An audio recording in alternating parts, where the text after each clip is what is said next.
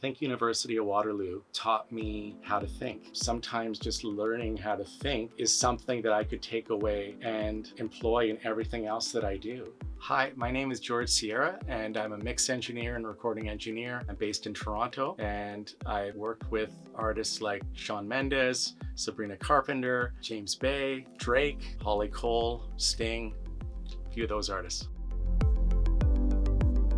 Music was always a strong part of my growing up and my childhood. Since about grade 7, I discovered guitar and music, and it really formed a basis in my high school years, playing in bands and just having band culture, being around a band space and a bunch of like-minded bandmates where we created together. Computers were always a part of some of the process with music creation, with MIDI and things like that. And so I thought of going to University of Waterloo. I think it was probably a slightly more traditional approach, but it was something that gave me a foundation for what I'd be doing later.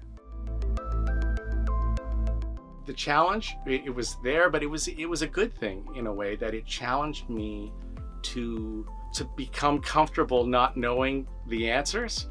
And I just remember specifically with computer classes that we'd be faced with a problem and I would sometimes be unsettled with not knowing the answer.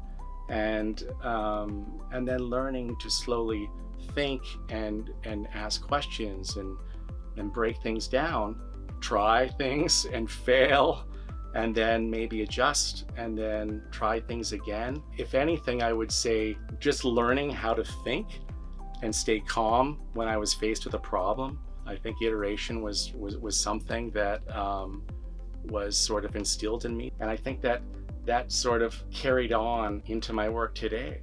Not having one singular answer that's correct. The same thing happens in music, that there's not a perfect mix. It's sort of optimizing, if you will, and coming up with something that you feel is an optimal result. As I started to be maybe a little bit more practical and thinking that being a musician myself and playing on a stage wasn't necessarily for me, the University of Waterloo sort of foundation that I had there, and then thinking about helping other people with their music and creating music, it still sort of fulfilled that creating part for me. That I started to think, well, wait a minute, there's people that do this for a living. And that's where I think it started to be something that it was sort of a realization, maybe, if you will, but sort of the career path unfolded. And when I recognized it, I was like, I think this is it. When I went to Fanshawe, I think having a somewhat stronger computer background and then a real keen interest in computers and recording, that when I left Fanshawe, it was one of the strengths that sort of opened some doors to me.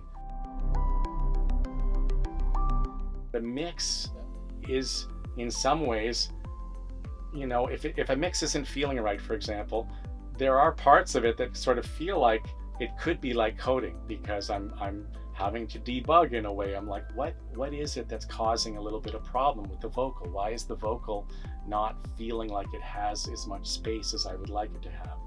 Maybe the bass is taking up a bit too much room. There's other things like that. So sometimes if I'm in a mix, I'm having to mute things, so remove things, and then start with something small, and then start to make little adjustments that will be gains for the whole. Sometimes a mix that's going to be optimal for a club, let's say, isn't necessarily going to be optimal for an iPhone speaker.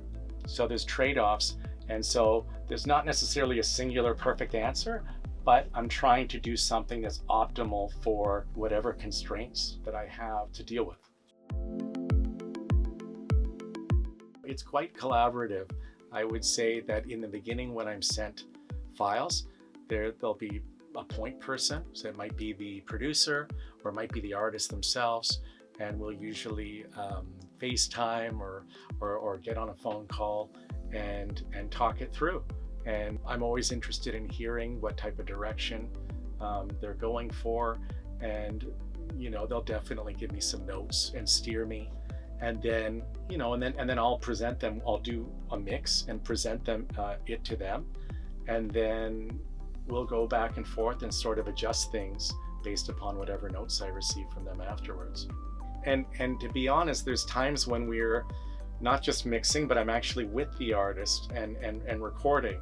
And so when I'm with the artist and we're sort of creating at the same time, just being a part of those conversations and hearing the artist think out loud, or the producer, it helps a lot. I'm a bit of a sponge, and so I'm sort of soaking that up and already thinking. We're going with intuition, but afterwards I'm trying to refine it a little bit and steer it towards something that also technically not just feels good, but technically is presented properly.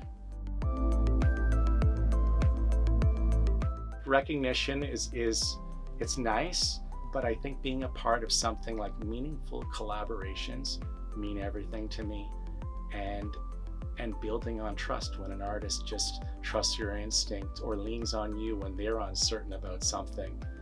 Those are, they reinforce to me, or they make everything feel like I'm on the right path. When I was at Waterloo, I didn't quite know what the career path was going to be for me, but I think developing a strong problem-solving skill set and being challenged and being comfortable in situations where there's uncertainty, I think those situations afterwards become very significant, because now when I'm in a situation where I don't have the answers, or there's not a perfect singular solution, I'm able to sort of stay calm and sort of collected and try and figure things out and stay curious and know that career will likely unfold if they also keep pursuing whatever they're most interested in. This is where I'm doing my work. The console, it's an SSL G+ console, and basically it's my musical instrument. So when we receive a song to mix, the song is comprised of different instruments. Depending on what type of song it is, it might have drums, bass, piano, vocals, maybe some strings, etc. They would get spread out on the console. So I would maybe have some drums in one area, some bass guitar, vocals, maybe some background vocals, some other guitars and synthesizers, keyboards, strings, etc.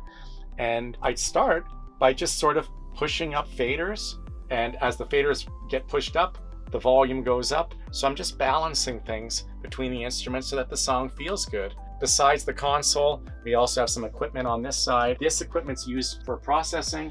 So we have things that are used as for equalization, compression, some other multi-effects that can be used as well for mixing. And they all tie back into the console via the patch bay.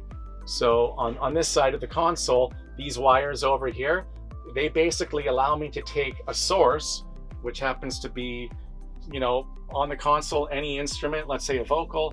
That vocal can come from one channel, and then I can take the source, which is the vocal, patch to, let's say, an equalizer, possibly a compressor, and then from there, I patch back to the destination, which happens to be the fader on the console. And then I can do some listening, some adjustments, and we can decide if we like it, not like it, bypass it, mute it, things like that, and work to balance everything together. Smile and say